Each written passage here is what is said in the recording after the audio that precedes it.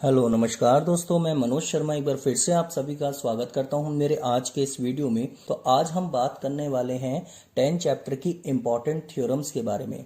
अभी तक अगर आप लोगों ने मेरा चैनल सब्सक्राइब नहीं किया है तो सबसे पहले आप मेरे चैनल को सब्सक्राइब कीजिए और ज़्यादा से ज़्यादा इस वीडियो को शेयर कीजिए। चलिए हम शुरू करते हैं आज की क्लास के इम्पॉर्टेंट 2 थ्योरम्स के बारे में। तो चलिए हम शुरू करते हैं।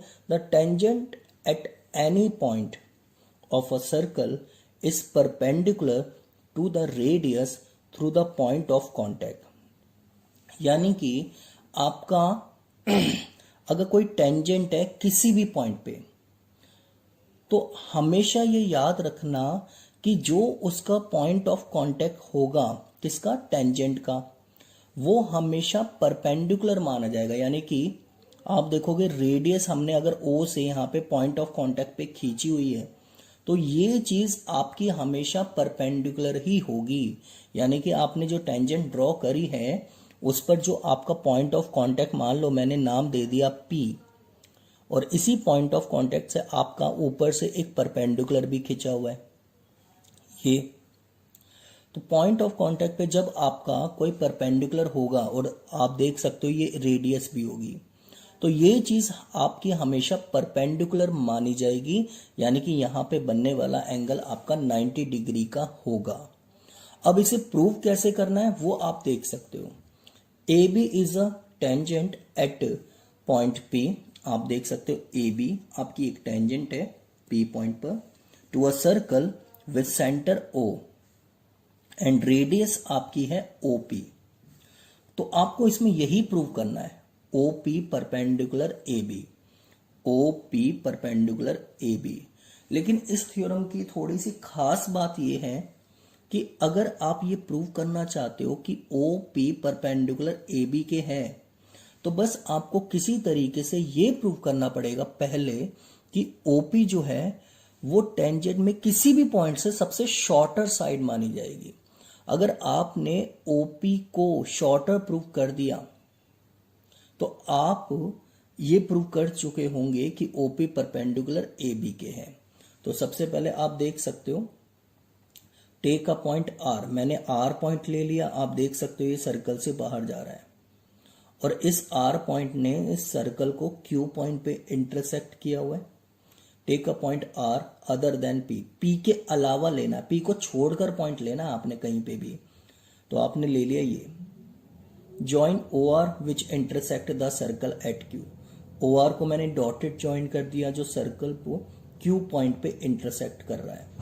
प्रूफ में आप देख सकते हो OP बराबर OQ के होगा, OP इक्वल्स टू OQ क्योंकि रेडियस है।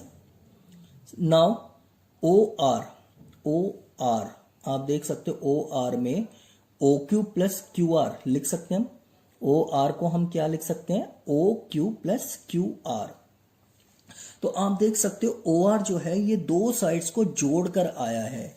इसका मतलब OR इससे ग्रेटर ही होगा और इससे ग्रेटर होगा तो OQ की जगह मैंने OP रख दिया। तो OR greater OP।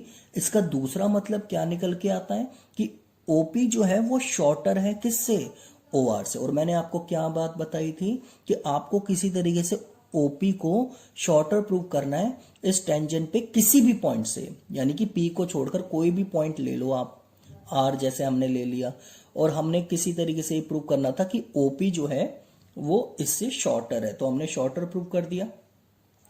Thus OP is shorter than any other segment joining O to any point on AB, hence OP perpendicular AB। तो बस आपको लास्ट में ये कर देना है, ये लाइन लिख के OP परपेंडिकुलर AB आपका प्रूव हो चुका है। तो आप इसको बहुत ही अच्छी तरीके से समझना।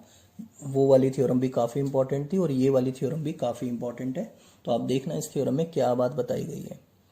कहता है कि the length of a tangents drawn from an external point to a circle are equal, prove it.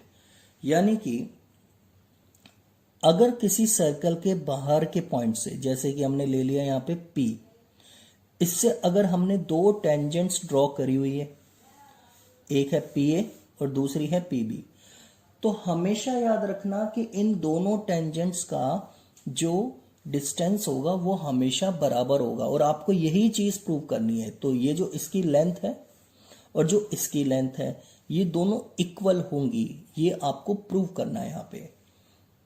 यानी कि आपको पी ए बराबर पी बी लाना है।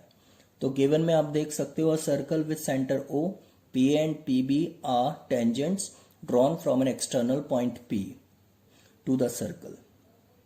टू प्रूव ए पी बराबर बी पी, यानी कि आपको ए पी बराबर बी पी लाना है।